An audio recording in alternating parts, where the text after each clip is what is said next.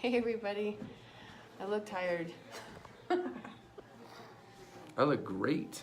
You look great. You always look great. I always look great. So here we are, not taking it personally, and you're right. People are very, very sensitive. But the other aspect to that is something I wanted,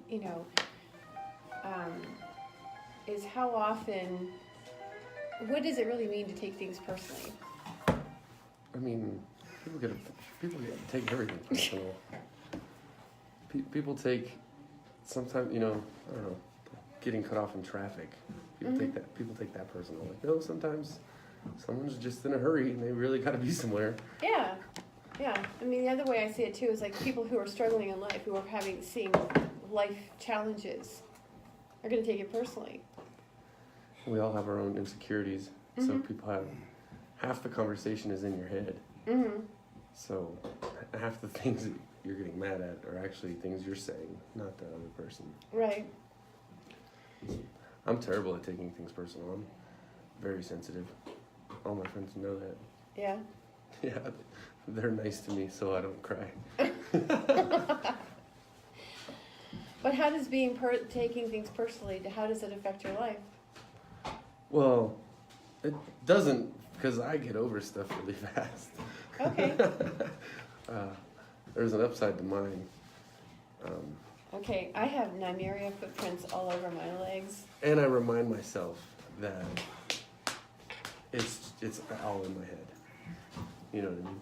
So at least I try to. Well, that's good. That's a really good step.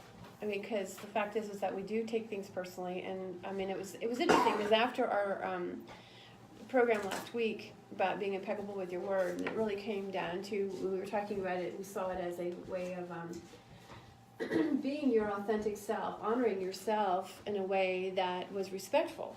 Is that a good way to sum that up? I'm sliding off this stool. Say that one more time. I know the listeners don't want you to repeat yourself. Be on the floor. They were listening. I was distracted for half a second. I'm hearing more music, are you? Yeah, it's beautiful. We should just do an entire show with all the music just behind us. That would be awesome. Oh, that's why. We'll just do this. Okay. So what were you saying about being respectful? I was saying that we closed the last show with how being impeccable with your word is about honoring yourself, treating yourself and others. Because if you treat yourself with respect, then you have there's nothing interfering. I mean, that's how you're impeccable. Because if you're honoring what's so for you, then you're being impeccable. Yeah, I mean that boils down to the whole. You can't really love others can't love you until you love yourself. It's really, isn't that what it is really? Yeah, I think I agree with you. It's kind of like we were talking about last week about the difference between doing kind and being kind, right? So when you take things personally, something that was brought to my attention today was, if I have judgments of myself, I can still be nice to others. And my thought on that is, it's not a genuine being nice. It's going through the motions. It's that smile that you look at and go, oh, what's that about? Because you hear the words coming out, but the energy behind it doesn't match. Right. But then that also can relate to be taking it personal because you're just reading it wrong. Yeah. It could just be, you know what I mean? Right. So exactly. So like excuse me, Nymeria. So like towards the end of our show last week, somebody was asking, actually your friend Dana was talking about good and evil.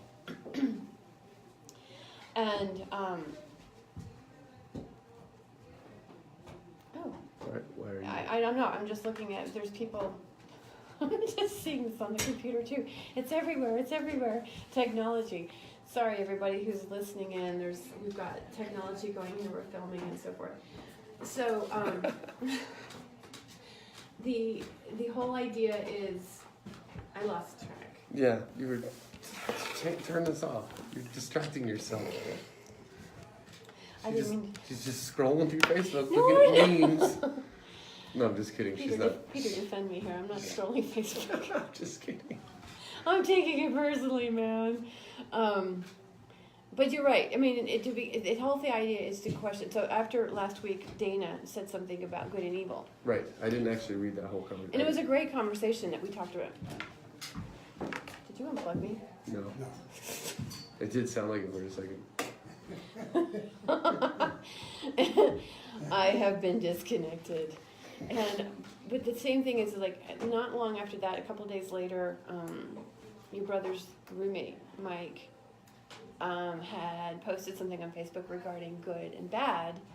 And what I caught myself actually talking to him about was the way it's the emotion behind it. So good and evil, good, bad, right, wrong, however we look at it, it's actually the emotion behind it. That's where we start taking things personally. Intention. Mm-hmm. I don't know about it's the intention, it's the emotion. Because oftentimes, let's go back to the example you gave, which is if somebody cuts you off in traffic and you find yourself getting upset. Yeah, people want to kill you if you cut them off. But sometimes, and I know it sucks when it happens, but we've all done it though. We've all cut someone off. Mm-hmm. We've all been bad drivers. Yeah, none of us. Yeah, you were 16 once. I've been perfect the whole time. I mean, I've been driving since I was 9, so I have been perfect the whole time. But I'm an anomaly. Good night, Peter. It was good to see you. You will. You too. Drive safe. Well, she'll close the Yes. she'll close the I was like, is he gonna close the door? You should show everybody how she just like looks at it. Now Mary has to make sure that everybody is in their place and safe. That is the benefit of Queen Nymeria. And she's a guard dog that like won't turn off. it's true. And there's sometimes I actually take that personally because I'm like, I can take care of myself. I guess that's not true. When she's in the bed, dead weight. You cannot move her. She's tiny. She's not that big, and it's impossible to move her. But you missed what I said. I did. Sorry. I did. I said sometimes when she's Don't take it personally. I did. Well, I'm not taking that part personally, but I do take it personally. Sometimes I find it interesting when she comes has to check up on me and protect me, and I'm like, wait a minute, I got this. I'm an adult. She's also a dog. But the funny thing is how much we actually take personally. I mean, to me, this second agreement is significant because somebody could be having, and I was thinking about this when I was wanting to talk about it, is somebody could be having a really off day. And what I recognize is that our circumstances, life can be a trigger. I'm trying not to parent the dog. But life is a trigger. Okay, let's just face it. I mean, there's circumstances, there's situations, there's people, right? That's what it all is about. It's about contrast. And that's basically what I was telling Mike the other day on Facebook, which